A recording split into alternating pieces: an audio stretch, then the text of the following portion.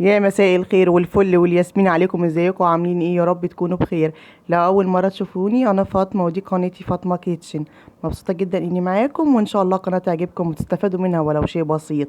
وتعالوا كده نقول اللهم صل وسلم وبارك على سيدنا محمد وعلى اله واصحابه اجمعين، ونسمي الله. وتعالوا نعمل النهارده بقسماط الافران بطريقه سهله جدا جدا جدا، وبمقادير مفيش اسهل منها.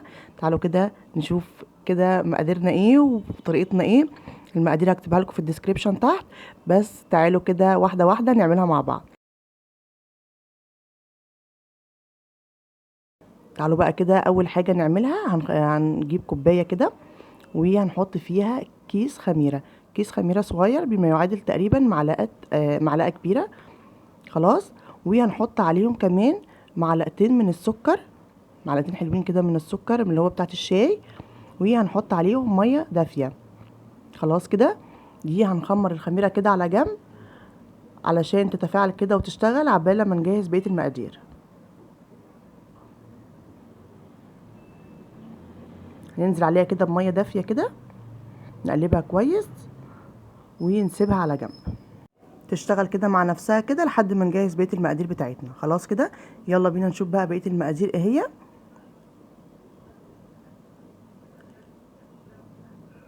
بصوا بقى، هنا انا هعمل النهارده نص كيلو دقيق. المقادير اللي انا عاملاها دي نص كيلو دقيق. لو انت عايزه بقى بتكتري الكميه بتضاعفي المقادير اللي انا عاملاها دي. خلاص. الاول نص كيلو دقيق ده بيعمل حوالي 4 كوبايات او 4 مجات من هي بتاعت الشاي، زي المج اللي انا حاطه فيه الخميره ده. خلاص. هنخلهم كويس جدا. دي كده اول مج. لازم يتنخل، اي حاجه لازم تتنخل. طبعا هو الدقيق نظيف وانا واثقه ان هو نظيف، بس لازم برضو انخله. ده من اللي هو الدقيق المغلف اللي مكتوب عليه جميع الاغراض.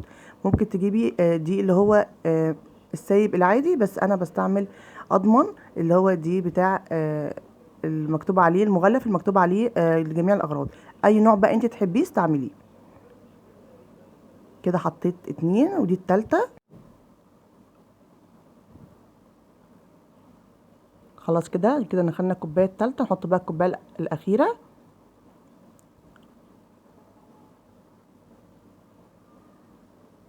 انا ما بملاش الكوبايات لحد الاخر، يعني انتي بتحطي الدقيق لما يتعاير ما بتتكيش على الكوبايه قوي لحد ما تتملي يعني كده وتفضلي تتكي عليها. لا، هي كده بتبقى هرميه لفوق كده، بتبقى كده مقدارها مظبوط. خلاص كده.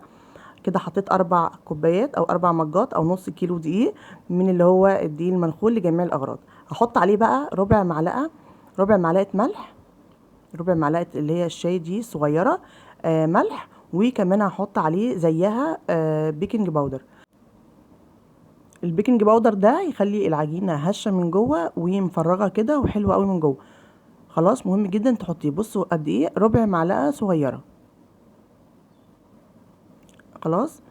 حبه صغيرين جدا، يعني بتحطيهم كده حوالي ربع معلقه صغيره. لازم تحطيه على نص كيلو دقيق. خلاص. هقلبهم بقى كده مع بعض. وبعد كده هكون مجهزه جنب مني بقى نص كوبايه زيت، وعليها معلقه سمنه. معلقه يعني كبيره بتاعه الاكل دي سمنه. خلاص. يبقى نص كوبايه زيت عليها معلقه سمنه. مهم جدا تحطي معلقه السمنه، لان هي اللي يعني هتدي لك قوام كده حلو، والزيت هيخليه مقرمش. الاتنين كده بيبقوا حلوين جدا مع بعض مع البقسماط. خلاص. نزلت عليهم في الدقيق كده، وهبدأ بان انا افركهم كده مع الدقيق لحد ما الاقي كل حته في الدقيق بقت متشربه من الزيت والسمنه اللي انا حطيته. خلاص. جبت بقى كده كوبايه ميه دافيه جنب مني علشان اعجن بيها. بس الاول نفرك الدقيق مع الزيت والسمنه. نفركه كويس جدا لحد ما يبقى مندي كده، ويعني كله كده فيه سمنه وزيت. خلاص. شايفين شكله عامل ازاي؟ حلو قوي. والطريقه دي كده يعني الحركه دي بتخلي البقسماط حلو جدا. طبعا شايفين الخميره بقت عامله ازاي؟ مسافه بس ما انا يا دوبك قلبت بقيه المقادير على بعض. نزلت عليها بقى كده على الدقيق بالزيت والسمنه، وهبدا ان انا اقلبهم مع بعض. وجنبي حبه ميه دافيه، لازم تبقى عجينه دافيه. خلاص. عشان ما ياخدش منك وقت في التخمير، يعني عايزه اقول لكم هو ما خدش مني وقت خالص في التخمير، الجو حر طبعا، ما خدش مني وقت خالص. وابدا ان انا انزل زي كده نقطتين نقطتين كده، ما كترش وانا بحط الميه، لان هو اصلا مش هيشرب ميه كتير خلاص، لان هو كده النص كيلو دقيق سوايله تقريبا اخدها من الزيت والسمنه، وخدها كمان من الميه اللي انا كنت مخمره فيها الخميره. هبدا بس ان انا كده عشان الم العجينه وتبقى حلوه معايا كده، ابدا ان انا احط له شويه ميه، حبه صغيرين في حبه صغيرين كده خلاص. هو ما خدش مني ميه كتير يعني. خلاص كده انا حسيت ان هو خلاص مش عايز ميه تاني. فرشت بقى المفرش ده كده علشان ابدا ان انا اخدم بقى العجينه كويس جدا جدا جدا لحد ما تبقى ناعمه معايا. هي طريه جدا يعني، طريه بس ما بتلزقش في الايد، وناعمه خالص خالص زي ما انتم شايفين كده. لازم ان انا اشتغل معاها واخدمها كويس قوي. شايفين عامل ازاي؟ لازم الحركه دي كده علشان اضمن ان البقسماطايه تطلع طعمها حلو جدا، وما تبقاش مكتومه من جوه، وتبقى هشه كده وحلوه من جوه. لازم تشتغلي فيها كويس جدا. هي بتاخد حوالي تقريبا 10 دقايق، تفضلي تشتغلي فيها كده حلو قوي. لازم تتخدم كويس جدا لحد ما هتلاقي العجينه اصلا قوامها اختلف في ايدك كده، وبقت ناعمه خالص ومن غير مسامات كده وحلوه قوي.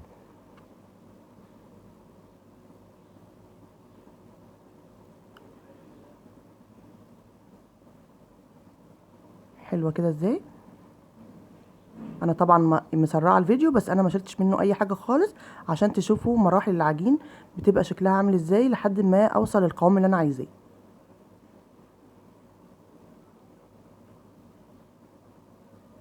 طريه، فيها نسبه تلزيق خفيفه بس مش لازقه في ايدي لدرجه ان هي تمسك في ايدي يعني. نسبه تلزيق خفيفه جدا وناعمه جدا. شايفين قوامها عامل ازاي؟ ده القوام المظبوط ليها. خلاص كده انا كده وصلت للقوام المظبوط بتاعها. هبدا بقى ان انا المها كويس جدا. شايفين قوامها عامل ازاي؟ ما بقاش فيها مسامات، بقت ناعمه، بقت حلوه قوي. هبدا بقى ان انا المها كده.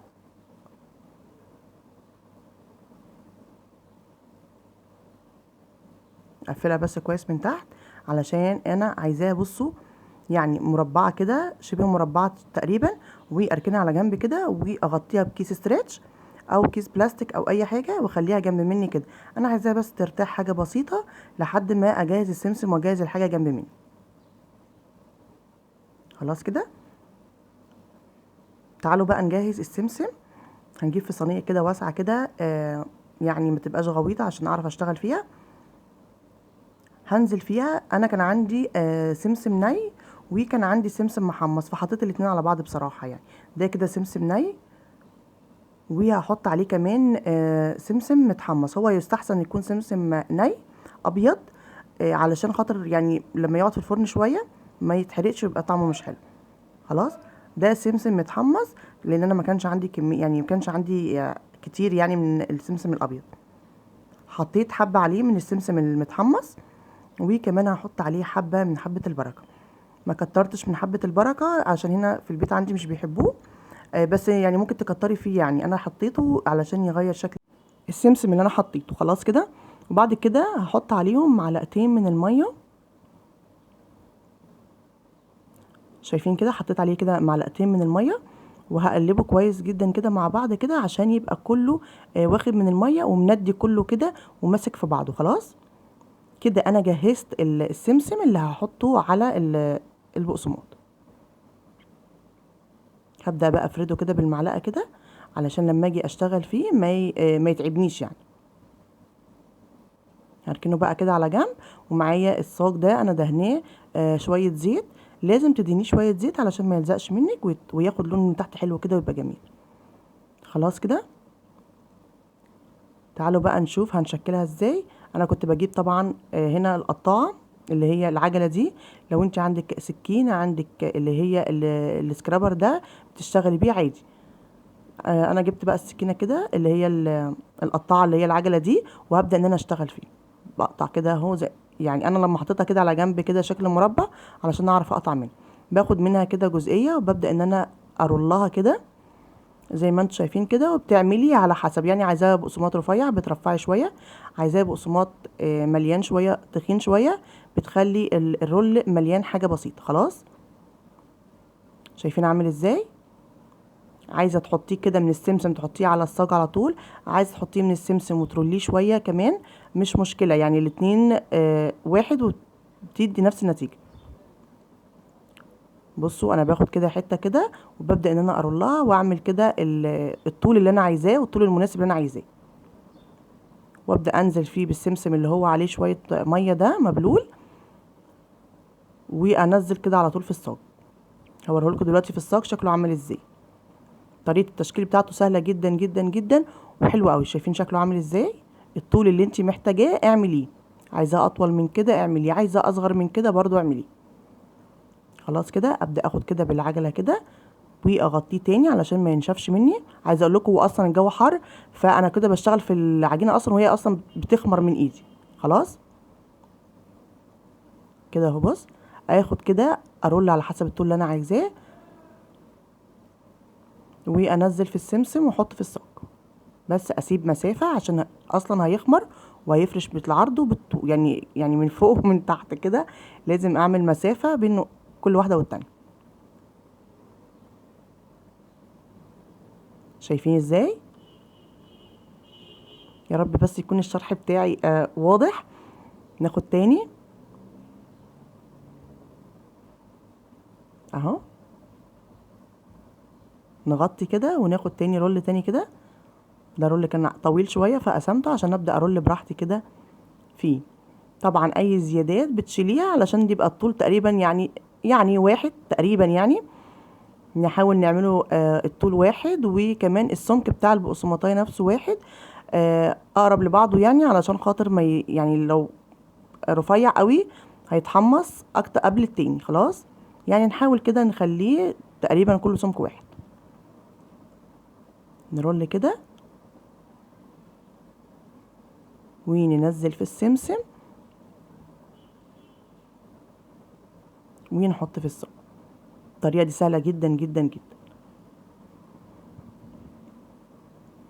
تعالوا بقى هنا، انا كمان عملت حبة من اللي هو عين الحمامة ده، اللي هو بيبقى صغير وملفوف كده، وكمان عملت من اللي هو الصغير خالص ده، البقسماط الصغير خالص ده.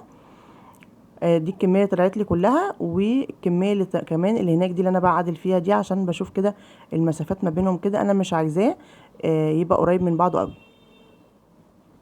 خلاص كده هغطيهم بقى، وفي الوقت ده بالظبط لان الجو حر طبعا، في الوقت ده هسخن الفرن على درجه حراره 160، واسيب حوالي ربع ساعه كده يكون دول خمروا، واشغل يعني احطهم على طول. خلاص يبقى انا لازم اسخن الفرن قبلها ربع ساعه، خلاص عبال ما دول يخمروا وادخلهم الفرن على طول. بتلاقي حجمهم تضاعف عما كنت حطاه. بيخش الفرن بيقعد حوالي نص ساعه، بتخليه خالص، ما بتشغليش عليه الشوايه خالص. لو احتاج الشوايه لما بتحمر من تحت بتشغلي عليه الشوايه، لكن ده انا ما شغلتش عليه الشوايه يعني خالص. خد اللون كده واتحمص كده مع نفسه كده، واللون بتاعه كده طلع حلو وقمر كده من غير شوايه.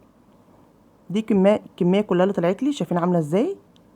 حلوه قوي قوي قوي. استوى على نار هاديه خالص على درجه حراره 160. البوتاجاز بتاعي غاز. خلاص احسن حاجه دي الطريقه دي كده في التسويه، حلو جدا، ما تسربعيش عليه خالص، براحته خالص، وكل شويه بتلفي الصاج علشان يستوي حلو قوي وبراحته.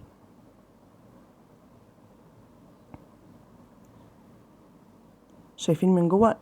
دي انا طبعا كنت بشوفها كده متاكد هي مفرغه ولا لا، فما طلعتش في الكاميرا. هفتح لكم واحده غيرها، هفتح لكم واحده غيرها معلش. طبعا هو بيطلع متحمص وناشف وكل حاجه من الفرن. شايفين عامل ازاي؟